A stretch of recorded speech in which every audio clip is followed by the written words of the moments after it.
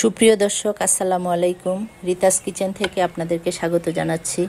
রিতাস kitchen মানেই নতুন নতুন রান্নার ভিডিও। তো চলুন আজকে আপনাদেরকে তেলকই রান্না করে দেখাবো। তো তেলকই রান্নার জন্য চলুন মূল রান্না এখন আমরা চলে যাই।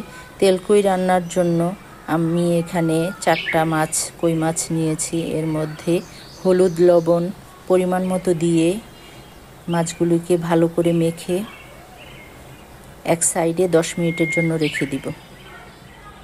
মাখানো হয়ে গেছে। আমি এখন চুলার আঁচটা মিডিয়ামে রেখে একটা প্যানে 3 টেবিল চামচ তেল দিয়ে মাছগুলি এক এক করে দিয়ে দিব।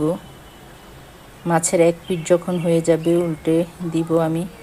অন্য পিঠ যখন মিডিয়ামভাবে ভাজা হয়ে যাবে তখন মাছগুলি একটা প্লেটে তুলে রেখে দিব। একই তেলে আমি এখানে আমার ভিডিওটা স্কিপ হয়ে গিয়েছিল, সরি।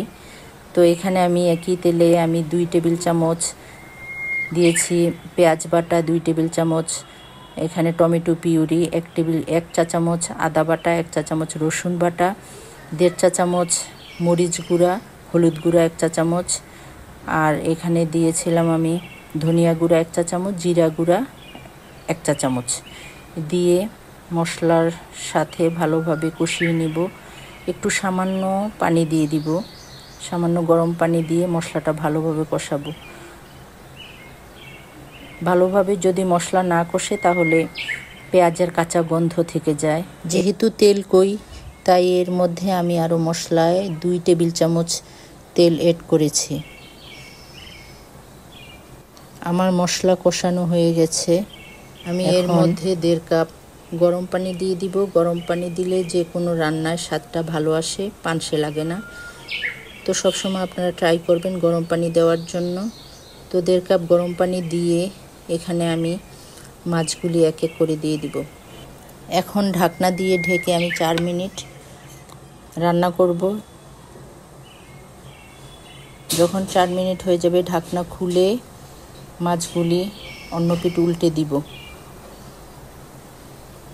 ঝোলটা একটু কমানোর জন্য আমি ঢেকে আরও 2 মিনিট রান্না করব। 2 মিনিট হয়ে গেলে আমি এখানে 2টা কাঁচামরিচ চিড়ে দিয়ে দিব। আরও 1 মিনিট ঢেকে রাখবো সুঘ্রাণটা বের হওয়ার জন্য। আমার রান্নাটা প্রায় শেষ পথে। তো দেখুন কতটা সুন্দর হয়েছে। আমার ভিডিওগুলো ভালো লাগলে আপনারা লাইক, কমেন্ট, শেয়ার করবেন, চ্যানেলটি সাবস্ক্রাইব করবেন প্লিজ। রান্নাটা এখন আমি একটা প্লেটে সার্ভ করে দেখাচ্ছি। আপনারা অবশ্যই বাসায় এটা ট্রাই করে দেখবেন। আগামী পর্বে যে কোনো নতুন ভিডিও নিয়ে আপনাদের সামনে আমি হাজির হব ইনশাল্লাহ।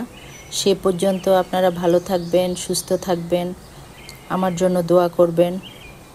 আল্লাহ হাফেজ।